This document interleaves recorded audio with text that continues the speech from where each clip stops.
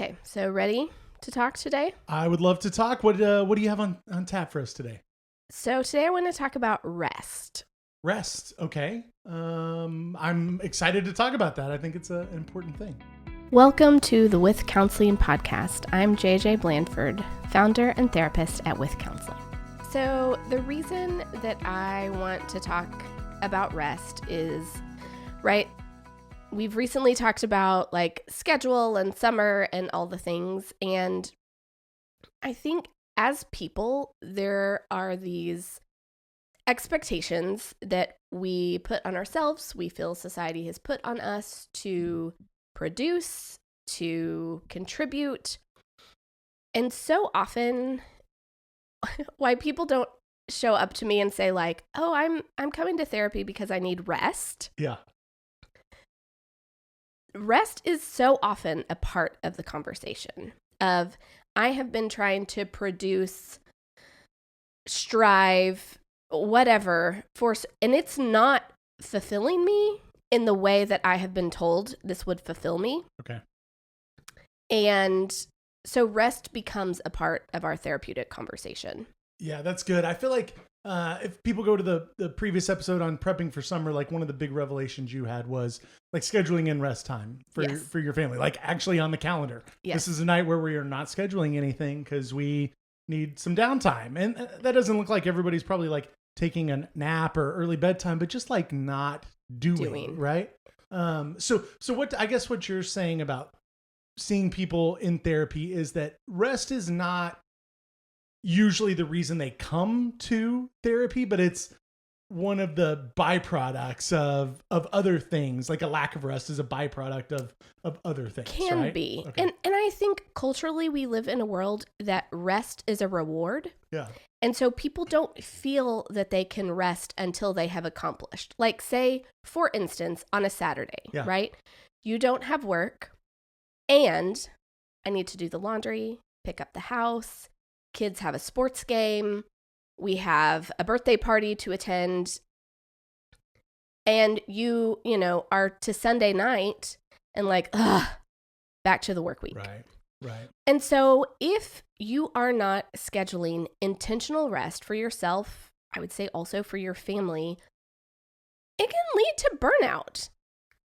And again, we are talking about things that I am helping name for people in therapy. And this need for rest has been coming up a lot the last couple of weeks. And so I thought it was worth having a conversation around. Yeah. I think maybe a good starting point then is, can you maybe define burnout? I feel like it's a word we throw around a lot, but like, how would one even know they're burned out or on the way to that? I mean, you can Google it and get lots of different definitions. How I think about burnout is like things that brought you joy aren't anymore. Okay. You are dreading, it's often around work, but it's that like, I am dreading the night before that I even have to get up and go to this place again. I'm not maybe contributing in the same way that you have. Maybe you are a high performer and you're noticing you have less motivation to perform at work. Sometimes people come so burned out, like they're leaving a job. They are on what are those lovely things they call them? Like personal growth plans, these, like we've noticed this decline.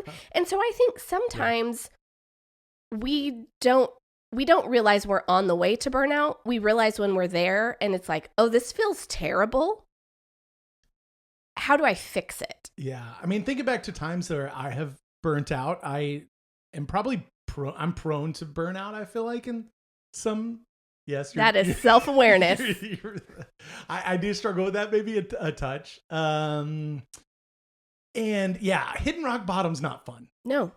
I've been there a few times and like, it involves weeks of almost doing nothing even to like get back, or changing things significantly, like once you've hit that rock bottom. So I feel like if you can, feel that starting and then correct a little bit, that is a very good skill to have. For sure. Yeah. And I think, again, rest helps with burnout. Like when I'm talking about rest, it, like you said, it's not like, oh, on Sunday, everyone takes a nap. Like, those were glorious years when we had nappers. Oh, man, I miss the napping days so much. And that is not a reality. It's not. And I know if you have nappers, you're like, there's other challenges, Yes, right? For sure. For sure. And so just sometimes rest is, how are you doing something intentional that doesn't require you to produce? Okay. Yeah, well, I think we need to delve into that. So rest could be, I also want to be clear, sometimes rest is acknowledging that as a human, you need 7 to 8 hours of sleep and carrying enough. Per night? Or like I over a week? I know. Okay, gotcha. Wild revelation. Okay. And sometimes it is simply, I care enough about myself that I am putting myself to bed at an appropriate time so that I am rested for the next day, whatever that holds for me. Yeah, that makes sense. So sometimes it is that simple. Sometimes it's, I'm actually going to spend on this Saturday morning 30 minutes reading a book that I'm interested in, that there's no purpose. Like, you're simply doing it for enjoyment. So it's still an activity and it can be restful. Yeah, right. I think about this too of like, right, and this is defining rest, how it feels best to you. Sometimes I like cooking a slow, delicious meal feels restful and restorative to me. That works for both of us because you get to eat that meal. Yes, exactly. Okay. I'm getting on board here, you know. When I think about rest, yeah, I often just connect it to restorative. What are the things that you engage in? So it may be an activity just done differently, right? Instead of your power walk, trying to get your 10,000 steps every day, it is a meandering walk with your family through a park. That felt personal. Was that personal? It was not personal. Okay, I'm just saying. Okay. All right. Walks can be for fitness. Leisurely. And they can also be leisurely. Okay. And so where are the places that you're already doing an activity, whether that's a slower meal, reading a book for fun versus for work or for some organization you're a part of? Where are you prioritizing yourself enough and what you need so that you can show up as a full version of yourself? Yeah, that sounds all well and good, but are there ways that I can be productive while I rest? You're so funny. Okay. I feel just like clarifying. I'm just asking. The people want to know. No, this is seriously, I get so much pushback on this. Yeah. And I'm like, I don't care. You are coming to therapy and we're going to keep talking about this. And I love to watch people figure out, like, again, I'm not doing this because I'm mean. I'm like doing this because I care about you and your mental health. Like, this is a part. No one can sustain a 100 miles an hour forever. Yeah. And it is foolish to believe that you are the one who can. Yeah. And so sometimes my job as a therapist is to come alongside and say, like, the pace that you are moving is not sustainable. Right. How do we incorporate rest, restorative activities so that you can keep producing at the rate that you want, that you can show up to your family, to your friend group, to your job in the way that you want? And I think if we are not taking intentional times of rest, it's detrimental to our overall functioning. Yeah, I think that's good. Yeah, it's almost like you either put intentional times of rest in, or your body will find a way to rest. Yes, I think we talked about this on our last episode, and it rings true. Yeah. Like, I think about, right, I got super ill on our honeymoon. Yes, I remember that vividly. Yeah. And it's that, right, you've had all this preparation, all of this work to a thing, and when that event ends, your body's like, hey, guess what? I held it together for you, and now we're crashing. Yeah. What's funny to me about that particular story is the number of women who are like, oh my gosh, I got so sick on my honeymoon too. It's very common. Yeah. And it's this like, yeah, because we pushed, yourself to a limit that wasn't sustainable forever. And it's your body's way of saying like, oh, thank you. And sometimes it's not that big of an event. Like I have had other times that I was keeping a pace that I knew wasn't sustainable. And it's that like, oh, I'll rest. Oh, I'll rest. Oh, I'll get there. And you get there because you get the flu and you're out of commission for 5 days or whatever that thing is. And so I do think, right, if you're listening every week, you're going to notice some themes. Yeah. How are we being proactive about infusing rest into our weekly rhythms that's just helping sustain us and our mental health and our overall functioning as humans? Yeah. I think something to think about, though, that people don't think about a lot of times is the cumulative effect of like all of the things that we're doing, right? I think we may have talked about this last time, like brushed over it, but just like if you have stress at work, that depletes you, right? If you have stress at home, that depletes you. If you just started a new hardcore workout routine, all of those things are cumulative. It's not like you have a certain amount of over here in the like doing exercise and then you have a certain amount in the stress. Like all of the stresses that you're placing on yourself, all of the not sleeping, all of those things are cumulative, right? And we don't think about how, I've started working out again and I'm stressed at work. But like those are enough to completely deplete me, right? Yes. But we don't connect those dots, this sort of mind body connection, right? Yeah. Once again, comes up on the podcast. But I think so many times we push ourselves not realizing that like all of these things are affecting our battery level and how much capacity we really have, right? Absolutely. Yeah. And I think that also comes from we aren't typically people who are looking at ourselves holistically. Yeah. We like to compartmentalize the parts of ourselves. Right. And so sometimes it does take an outside perspective to say like, you have normalized all the things that you're doing. Let me name for you how much they are. Yeah. And then, to have people have that light bulb moment of like, oh, well, when you say it all like that, it is a lot. And so, I think if you're listening today, it would be worth, if you're maybe feeling a little frazzled or a little anxious or finding yourself more irritable, what is on your plate? I think some of us that's good. Just add stuff and we say yes because it sounds fun or we have a skill set. I know this because I've been guilty of it, right? Now you're making faces at me. That nod was not intended to be personal, but we have been there. Learning healthy boundaries is a long game. Yes, and so I think so often. Okay, in my practice, we talk often about like the type of client I attract, and it is often firstborn girls, high achievers who just do the things because they've done the things. Yep. And having people evaluate their own plate of life feels like duh. Mm-hmm. And people are always like, oh, I haven't thought about this. Again, that cumulative idea of all the places my energy is going. And so sometimes we need to be aware of our own plate. And is there anything that can be removed?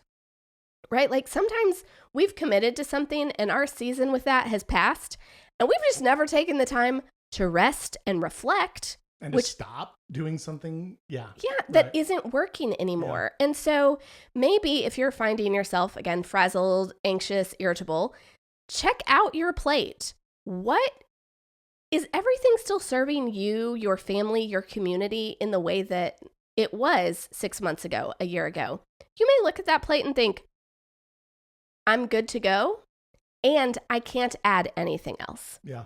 Having that self-awareness gives you opportunity to have space to rest moving forward. And to be able to say no next time, right? Set healthy boundaries. Yeah. To know what is my capacity. Yeah. If we are never taking the time to rest and reflect, we're not like thinking about our own capacity. We're just saying yes and yes and yes. And then we're overwhelmed and doing nothing well. I think most of us have probably been there. Yes, indeed. And so maybe it's reflecting on your plate and saying like, I'm doing too much and what needs to go? Yeah. And that may also mean something that's really good or that you enjoy and it's just not fitting with where your current season of life. Right. It could be good for another season, right? Maybe Yes. you come back to that when you have a little more capacity. Work's not so crazy, right? Any of those things, you can come back, right? And again, we have the ability to change course. Yeah. And I think we don't think about that enough. Life is demanding. We all have responsibilities. And so, like, there is no shame. I don't want this to be a place of shame of like, oh, I'm at capacity. Why haven't I realized? No, we are kind and compassionate. Never shame here. There's no shame allowed on this podcast. To ourselves. Yeah. And taking a moment to evaluate, is everything I'm doing working for me? Yeah. I mean, practically, do you suggest sitting down and like literally writing a list of all the stuff that you're doing? That you're doing? Because there are little things that you don't think about, and not just in a week. Think about a month, a quarter, and a year would be my encouragement. Yeah. So what are like daily responsibilities, weekly responsibilities? Like maybe you're a part of a board that meets quarterly.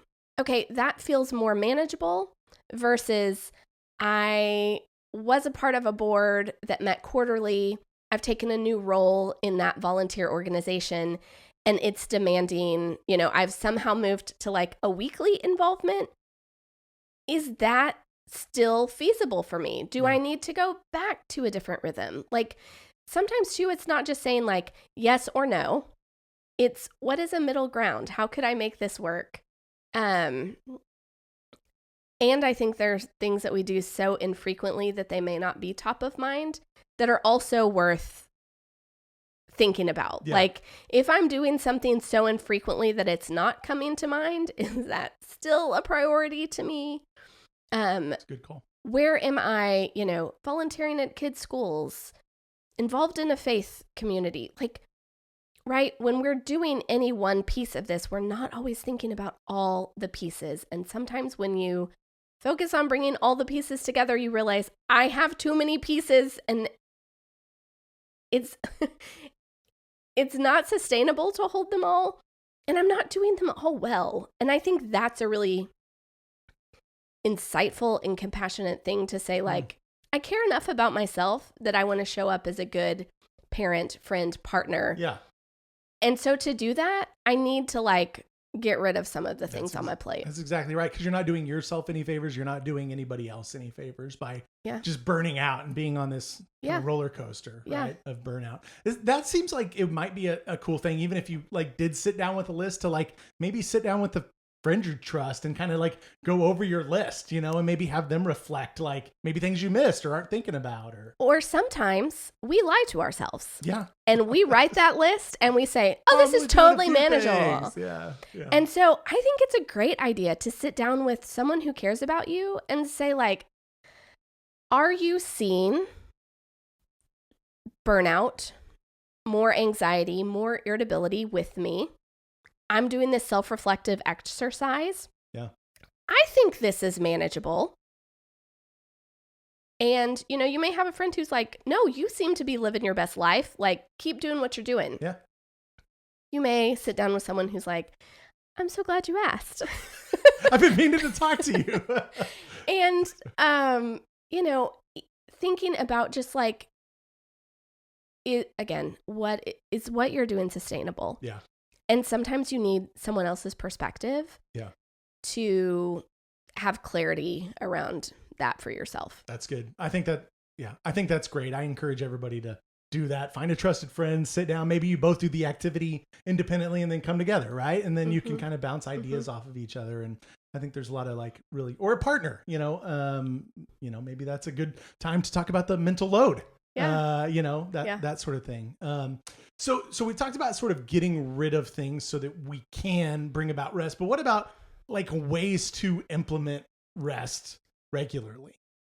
I mean, I think while you are making your list of what's on your plate, where are there holes in your calendar? Yep. If you are a working parent, is it using your lunch break to take a leisurely walk versus I have 45 minutes and I could run 2 errands in that time and not have to do it tonight? Yep. And so I think sometimes it's caring enough about yourself that you are looking at your schedule, you're looking at your life and saying, where could I do something that's a bit more restorative? Is it having lunch with a coworker instead of running those couple errands on your lunch break? Is it... So this makes me think about this activity I do. It's called the coping tree. Okay.